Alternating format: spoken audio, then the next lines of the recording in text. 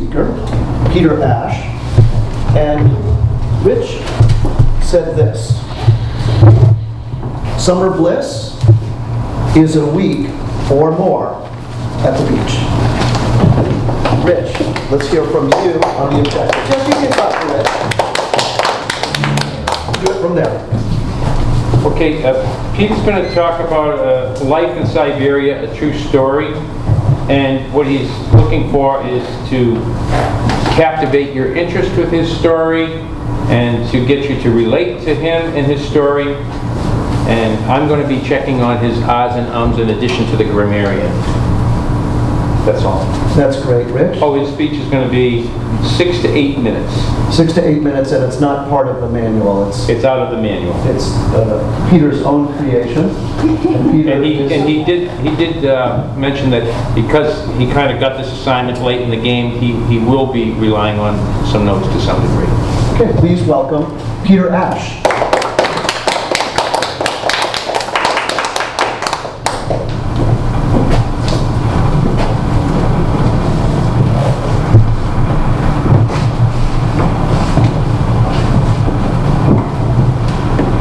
My father moved to Siberia years before I was born. This is not a joke or a tall tale. I'll explain.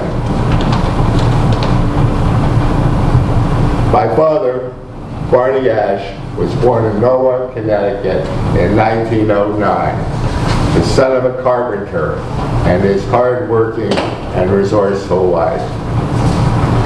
Dad was the first in his family to go to college. He graduated from Dartmouth College in 1931 in the depths of the Great Depression. No jobs were to be had. My father and his father, Harry Ash, were both communist sympathizers, and they were receptive when the party started recruiting Jews to settle in Birobidzhan in far eastern Siberia. Birobidzhan was the center of a new Jewish autonomous oblast. Oblast means province. And if you want to Google this and see that I'm not lying to you, you can look up Jewish Autonomous Region on Google, you'll find it. It was advertised as a Soviet Zion. Jews were recruited from the United States, Canada, and western parts of the Soviet Union. One purpose of the settlement was to separate the Jews in the Western Soviet Union from their anti-Semitic neighbors. A semi-benign ethnic cleansing, if you will. The second purpose was to head off the establishment of a Jewish state in Palestine, which was against Soviet interests. A third unacknowledged purpose was geopolitical. Birobidzhan is very close to Manchuria, which Japan had invaded in 1931. So it would be helpful to have Soviet people living there. In spring 1934, Dad and Grandpa set out for Siberia. The plan was to build houses. Then they would stay over the following winter and have Dad's mother and sisters come over if all went well. My dad and his father shipped out to Hamburg, where they saw Nazis and communists fighting in the streets. Then traveled by train to Moscow, and then took the Trans-Siberian Railroad to Birobidzhan, a week-long journey of over 5,000 miles. And you see it there, Moscow to Birobidzhan. Now that's 5,000 miles. The distance from here to Los Angeles is less than 3,000 miles. Now, if the world had an end, it would be Birobidzhan. It turned out that the land was swampy, the mosquitoes fierce, the food meager, the building supplies late in arriving and of poor quality.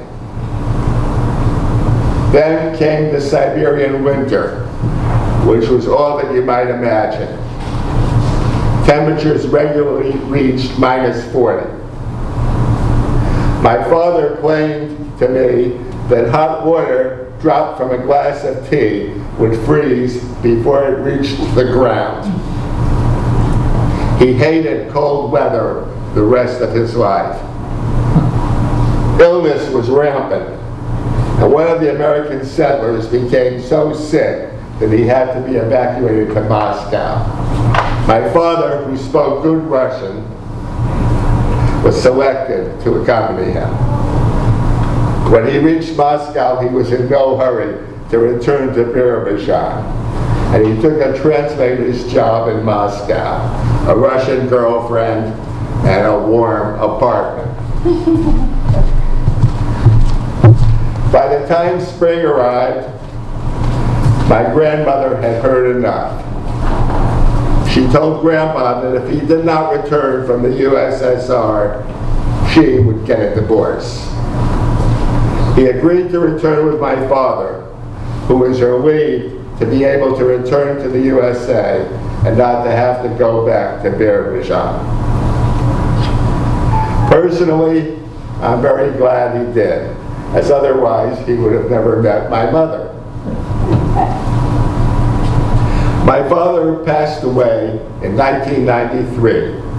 A few years later, my family paid to restore a 1936 propaganda film about Birobidzhan called Seekers of Happiness, and brought the historian Robert Weinberg, author of Stalin's Forgotten Zion, to Dartmouth College to introduce the film's premiere. The theme of the film is that Jews should regard themselves as Soviets, members of a Jewish ethnic group, not a religion, and it contrasts an old-fashioned Jew, hook-nosed, ugly, greedy, with a new Soviet Jew, a robust, blonde, tall agricultural worker devoted to serving the motherland.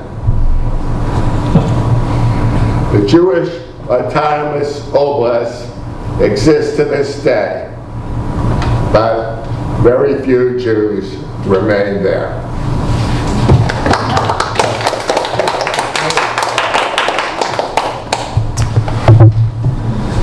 Wow. It's an amazing history, an amazing saga at 5,000 miles over decades and decades.